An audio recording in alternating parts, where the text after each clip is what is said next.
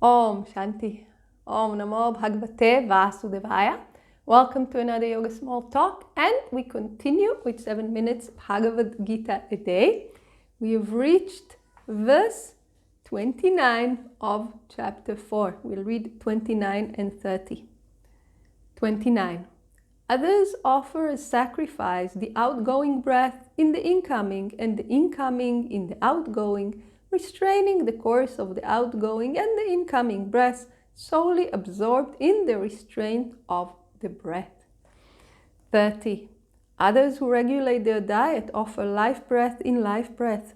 All these are knowers of sacrifice whose sins are destroyed by sacrifice. So verse 29 is talking about the practice of pranayama, the control of the vital energy, the prana, through controlling the breath. Whereas verse 30 is talking about regulating the diet, but it is the same principle that we discussed before. All of those are practices. Why are we doing them? Are we doing them with the expectation of receiving some selfish gain? Or are we doing them as an offering, saying, "Oh Lord, I am still on the path of action. Let me offer my actions to you. Be them my practices, be them my charity, be them my worship. Let me offer my actions to you, and whatever you give me back is your grace." And it is said that when we are doing things with this attitude, the sins are destroyed by the sacrifice, meaning karma. The karma is burnt. Swami Shivananda explained, performance of above sacrifice lead to the purification of the mind and the destruction of sins.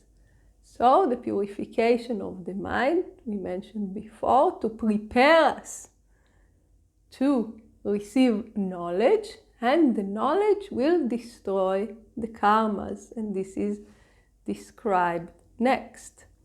31. Those who eat the remnants of the sacrifice, which are like nectar, go to the eternal Brahman. This world is not for the man who does not perform sacrifice. How then can he have the other, O Arjuna?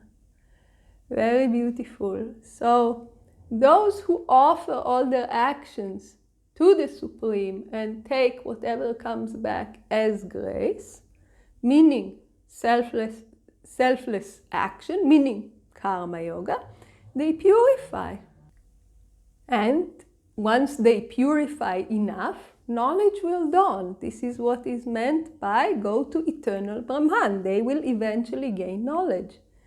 However, Swami Shivananda explains to us, he who does not perform any of these is not fit even for this miserable world, meaning that they do not realize the purpose of their birth, and they spend the time here in vain because there is no spiritual growth.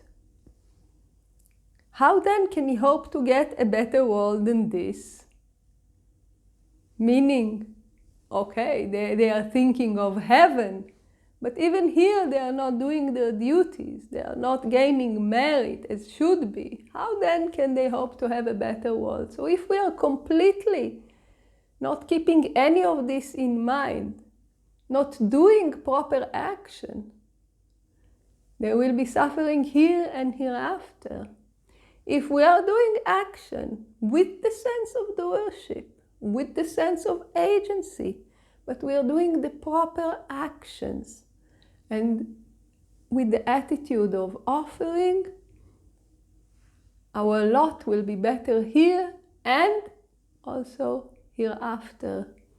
If we are perfected in this action, knowledge will dawn and we will go to Brahman.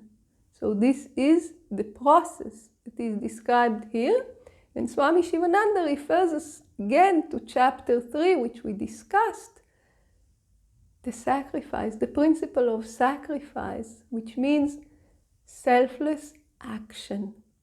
And this is also, as we saw in chapter 3, the way to reach the ideal society and to have a better life here. 32.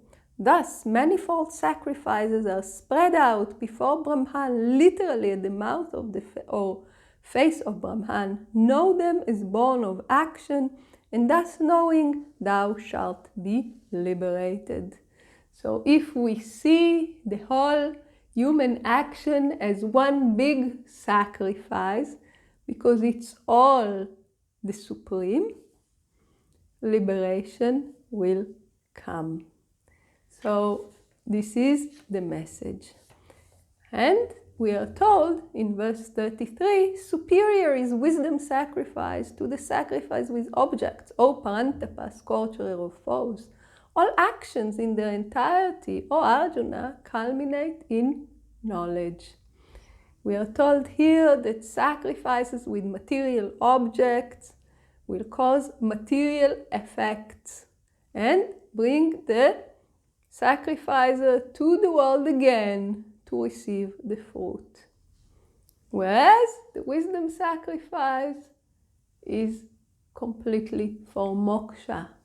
For us again, as long as I see myself the doer, I still need to purify. Knowledge is not done yet. Once I see my actions as not mine, I'm not the doer. Once I'm really able to do the wisdom sacrifice, then this is the superior action, because it is not action at all. So this is what we are told here about the hierarchy. So first we need to purify, but there is nothing wrong with that. We need to purify, we'll do it, we'll gain merit, we'll have a better life here and hereafter. But at some point we will realize that we need to come out of this cycle, and then knowledge will dawn, and all that we will do will be the wisdom sacrifice. In the meanwhile, we spiritualize our lives. And more instructions follow in the next verses, so please join us for the next teachings. Om Shanti.